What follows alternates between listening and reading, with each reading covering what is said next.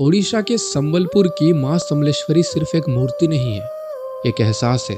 आज की कहानी एक ऐसी लड़की की है जिसने गरीबी में सब कुछ खो दिया था, पर तभी माँ खुद उसके घर पर आई। एक छोटे से गांव में रहती थी छुटकी।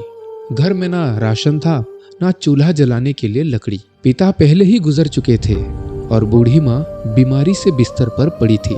एक रात ऐसी आई जब बारिश तेज थी, घर की छत टपक रही थी और छुटकी के माँ की सांसें उखड़ने लगी थी। उसके पास दवा तो क्या, एक रोटी तक के पैसे नहीं थे। छुटकी रोते हुए घर के कोने में बैठी माँ समलेश्वरी की एक पुरानी फोटो को देख रही थी। उसने चीख कर कहा, माँ, लोग कहते हैं तुम सबकी सुनती हो, तो क्या मेरी माँ को मरने दोगी? क्या एक बेटी का अनाथ होना तुम्हारा इंसाफ है? रोते रोते थक कर वो वही जमीन पर सो गई। आधी रात को किसी ने उसके सिर पर हाथ फेरा। छुटकी ने आंखें खोली तो देखा उसकी माँ खड़ी थी, पर उनके चेहरे पर एक अजीब सा नूर था, एक चमक थी। उन्होंने छुटकी को एक पुरानी पोटली दी और कहा, रोना नहीं बेटी। छुटकी ने जैसे ही पोटली को हाथ में लिया, उसे नींद आ गई। सुबह हुई, धूप निकली।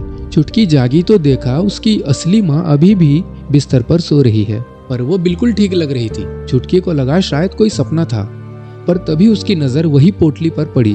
उसमें मंदिर का प्रसाद था। तब उसे एहसास हुआ कि वो उसकी माँ नहीं, साक्षात माँ समलेश्वरी माँ के रूप में आई थी। दोस्तों, विश्वास हो तो पत्थर में भी जान होती है। माँ समलेश्वरी हर उस घर में आती है जहाँ सच्ची पुकार होती है। अगर आप भी माँ के भक्त हैं तो कमेंट में जय माँ समलेश्वरी जरूर लिखिएगा और ऐसे ही कहानियाँ सुनने के लिए मेरे YouTube चैनल को सब्सक्राइब कीजिए।